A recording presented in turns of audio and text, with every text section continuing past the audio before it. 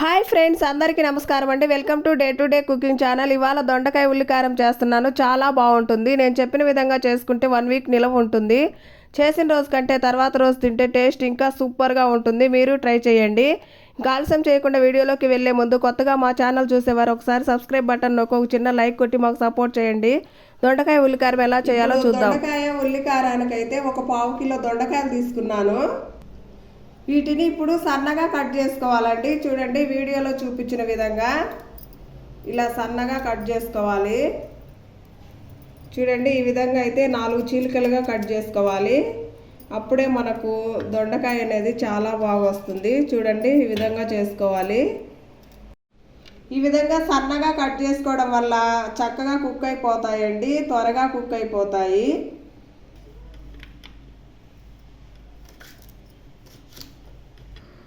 అన్నిటినీ ఈ విధంగా అయితే సన్నగా కట్ చేసుకోవాలి. అన్ని పచ్చిగా భలేగా ఉన్నాయండి. ఇలాంటివే మన ఫ్రైకైనా ఇప్పుడు మనం చేసే కర్రీకైనా సూపర్గా వస్తాయండి ఇలాంటి దొండకాయలు తీసుకుంటే. స్టవ్ వెలిగించి స్టవ్ మీద అయితే కడాయి పెట్టుకోవాలి. ఇప్పుడు దీనిలో ఆయిల్ వేసుకోవాలి, మన దొండకాయలకు సరిపోయే మైనంగా. దొండకాయలు వేయించుకోవడానికి ఆయిల్ వేసుకుంటున్నాను. ఒక 5-6 స్పూన్లు అయితే వేసుకున్నాను. హీట్ అయిపోయింది. ఇప్పుడు సన్నగా తరిగిన దొండకాయ ముక్కలు అయితే వేసుకోవాలి.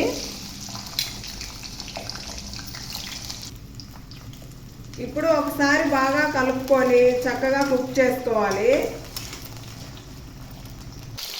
దొండకాయలు బాగా కుక్ అయ్యే వరకు ఇట్లా మంటను హై ఫ్లేమ్లో పెట్టుకొని కుక్ చేసుకోవాలండి. ఈ దొండకాయలు కుక్ అయ్యేలోపు మనమైతే ఉల్లికారం ఎలా ప్రిపేర్ చేసుకోవాలో చూపిస్తాను. ఉల్లికారానికి కావాల్సిన పదార్థాలు: ఎండుమిర్చి అండి, మన స్పైసీకి తగ్గట్టు తీసుకోండి. ఇవైతే ఒక 2 నిమిషాలు వాటర్లో నానబెట్టుకున్నాను. అలాగే 10 నుంచి 15 వెల్లుల్లి రెబ్బలు, 1 స్పూన్ జీలకర్ర, ఒక పెద్ద సైజు అయితే ఉల్లిపాయ. చూడండి, దొండకాయలు అయితే ఏగాయండి. ఒక 70%. చూడండి, ఇలా 70% ఏగితే సరిపోతాయి. ఇప్పుడైతే మనం ఆయిల్లో నుంచి తీసేయాలి. ఆయిల్లో నుంచి అయితే తీసి ఇలా ప్లేట్లోకి అయితే వేసుకున్నాను. ఇప్పుడు ఉల్లికారాన్ని మిక్సీ పట్టుకోవాలి. చూడండి, ఫస్ట్గా మిరపకాయలు వేసుకోవాలి. అలాగే వెల్లుల్లి రెబ్బలు వేసుకోవాలి. 1 స్పూన్ అయితే జీలకర్ర వేసుకోవాలి. 1 ఉల్లిపాయ తీసుకొని ఇదిగో ఈ విధంగా కట్ చేసుకొని మిక్సీ జార్లో వేసుకోవాలండి, మిక్సీ పట్టుకోవడానికి. రుచికి సరిపడా ఉప్పు వేసుకొని మిక్సీ పట్టుకోవాలి. ఇప్పుడైతే మిక్సీ పట్టుకొని వస్తాను. వాటర్ ఏం వేసుకోకుండా కచ్చా పచ్చాగా మిక్సీ పట్టుకోవాలండి ఉల్లికారాన్ని. ఈ విధంగా మిక్సీ పట్టుకొని పక్కన పెట్టుకోవాలి. ఇప్పుడు దొండకాయలు వేయించిన ఆయిల్లోనే పోపు వేసుకుంటున్నాను. చూడండి, ఫస్ట్గా పోపు గింజలు వేసుకోవాలి. ఇప్పుడు కరివేపాకు వేసుకోవాలి. ఇప్పుడు ముందుగా మిక్సీ పట్టి పెట్టిన ఉల్లికారాన్ని అయితే వేసుకోవాలి. ఒకసారి బాగా కలుపుకోవాలి అడుగంటకుండా. దీన్ని బాగా వేగనివ్వాలండి. ఒక 5 మినిట్స్ అయితే వేయించుకోవాలి, మనకు మంచిగా మగ్గే వరకు. అప్పుడే మనకు మంచి టేస్ట్ వస్తుందండి దొండకాయ ఉల్లికారము. ఇలా బాగా వేగనివ్వాలండి. మనకు ఆయిల్ అంతా బాగా పైకి తేలాలి, అప్పుడే మనకు మంచిగా కుక్ అయినట్టు. ఇలాంటి మంచి మంచి డిఫరెంట్ రెసిపీస్ కావాలంటే మా ఛానల్ని అయితే సబ్స్క్రైబ్ చేసి లైక్ చేయండి. ప్లీజ్ సపోర్ట్ చేయండి.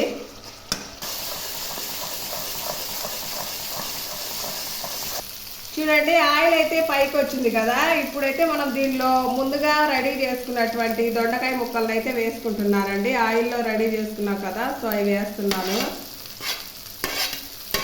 వీటిని బాగా కలుపుకోవాలి. ఒక 5 మినిట్స్ అయితే ఈ కారం అంతా దొండకాయలకు పట్టే వరకు చక్కగా కలుపుకొని కుక్ చేసుకోవాలి. అప్పుడే మనకు మంచి టేస్ట్ వస్తుందండి దొండకాయలు.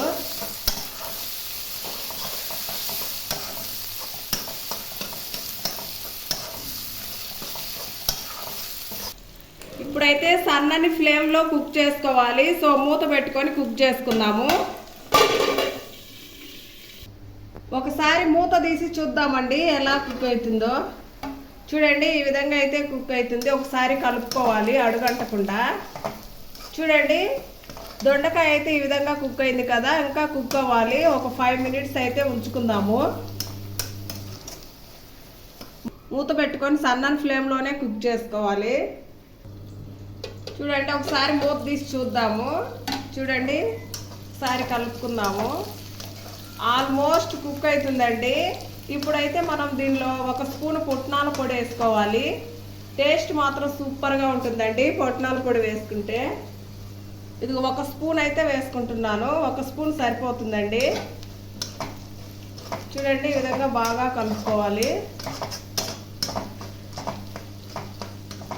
ఒక 2 మినిట్స్ ఉంచుకోవాలండి.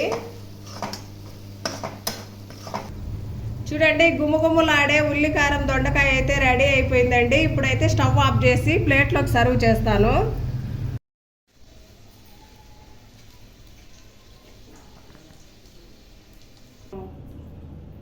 ఇలా అన్నం వేసుకొని అన్నంలోకి అయితే కూర వేసుకుంటున్నానండి, దొండకాయ ఉల్లికారము.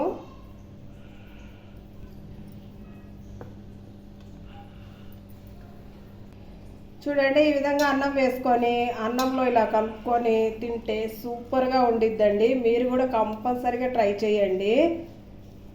పిల్లలు కూడా చాలా ఇష్టంగా తింటారు.